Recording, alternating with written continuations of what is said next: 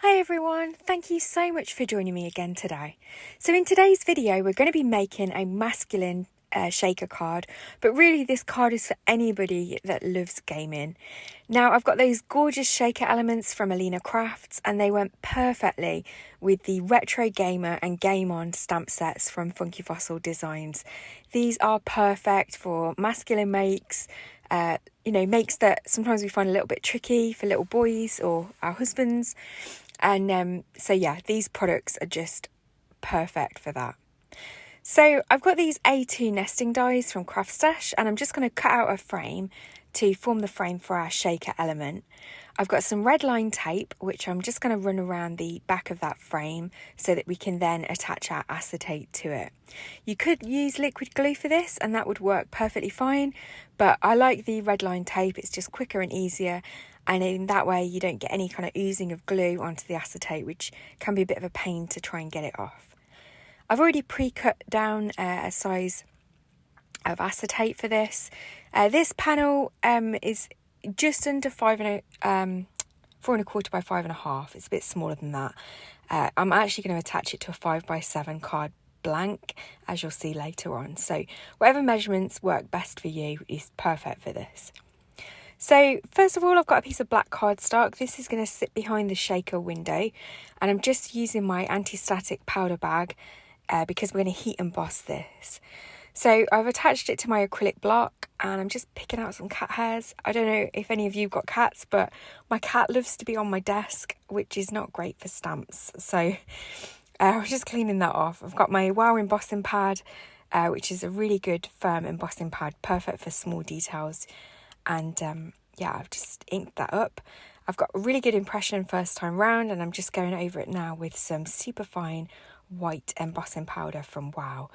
The Superfine powders from Wow are great when you want to capture lots of small detail, and I really like to use the Superfine, especially when I'm doing white heat embossing on stamped images. I'm using my Sizzix dual speed heat tool, and I'm just going to heat set that now. When you're heat setting, you really want to move the heat tool as quick as possible across it. As soon as the embossing powder starts to turn, you want to move the heat gun away. You don't want to burn it, otherwise you lose that shine. So next I'm going to add some foam tape to the back of this shaker panel.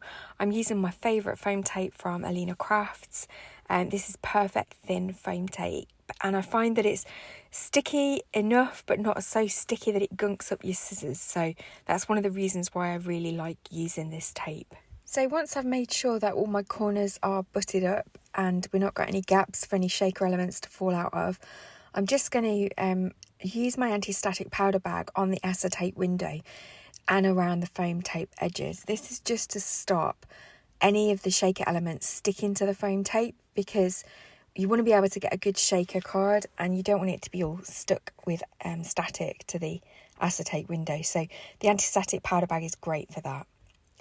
So next I'm bringing in my 5x7 card blank, and first of all I've got 3 inks, Versafine Clair inks. I've got Verdant, Monarch and Warm Breeze, and I'm using the Game On stamp set, and I'm going to take off, there's like 3 kind of Space Invader like stamps, and I'm going to use each of those stamps. And I really like to use colours that are going to match other colours on my card, so I've picked these colours out because they match the shaker elements.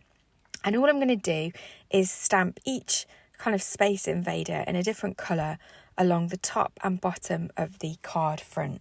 This is just to kind of create a little bit of extra interest, create a little border, and the colours match the shaker elements really well. So I'm just swapping them over in between. I'm doing one at a time just so that I can try and get an even spacing of the stamps, but I'm not being too precious about that. I just want to get these stamps lined up along the bottom like a border. Next, I'm going to take the sentiment stamp that says Eat, Sleep, Game, Respawn, and I'm just going to add that along the other side of the card to add a border. But for this, I'm going to use 2 different colours of ink. I really want the same colours, and I like to blend the Versafine Clair colours together. So I've inked it up with the blue and the purple, and I'm just going to cut the Respawn off the stamp because I don't quite have enough space to use the whole stamp again. and I've just half inked in purple and half in green. Now, cutting your stamps is fine. You can easily line them back up as I'm now doing. And this time I'm using the Warm Breeze and the Verdant along that side. And then I'm just going to take that respawn off again and then add a little bit more of the Verdant and add a little bit of the Monarch just to finish off. So we've got that kind of multicolour stamping along the border. Then I'm going to bring in the panel that we heat embossed, and I'm just going to work out where I want to place that on the card.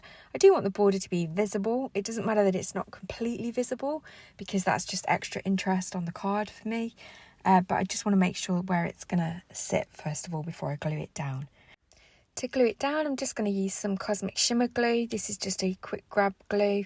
Again, you could use tape for this or any glue that you've got.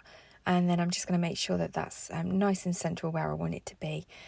Because I hadn't quite got it straight, I've just quickly pulled it back up because the glue wasn't dry yet, and then just stuck it back down again. So you do have a little bit of wiggle room with wet glue, though I was quite fortunate, I think, with the Cosmic Shimmer because it does dry quite quickly.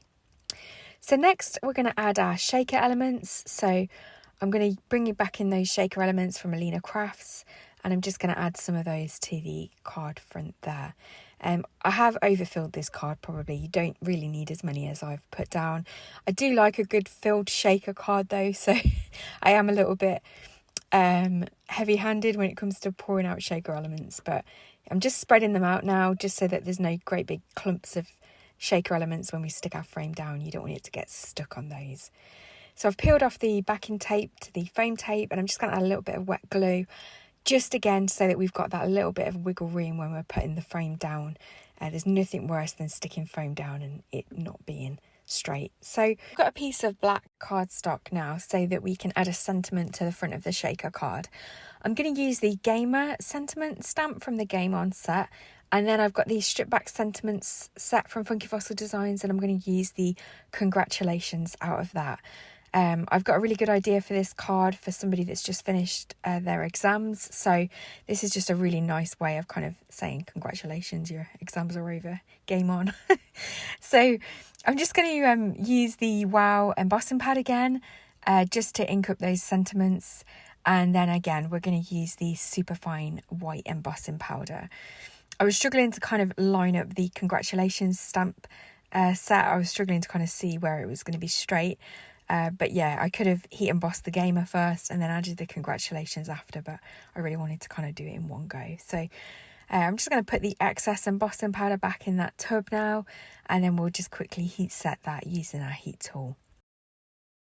So next I'm going to bring in my mini Tim Holtz trimmer, and I'm just going to trim that sentiment down. The black cardstock is already the same width of the card front frame area, which is where I want it to go. So I'm just trimming it down so that I've got a nice even border at the top and bottom of that sentiment.